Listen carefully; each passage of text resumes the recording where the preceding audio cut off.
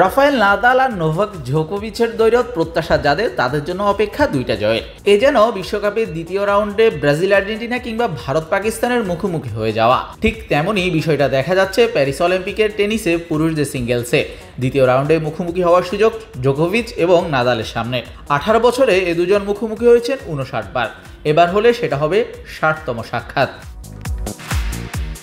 জোকোভিচ এবারে মিশন শুরু করবেন অস্ট্রেলিয়ার ম্যাথিউ এবডেনের বিপক্ষে ম্যাচ দিয়ে। নাদাল মিশন শুরু করবেন হাঙ্গেরির মার্টন ফুকসোভিচের বিপক্ষে ম্যাচ দিয়ে।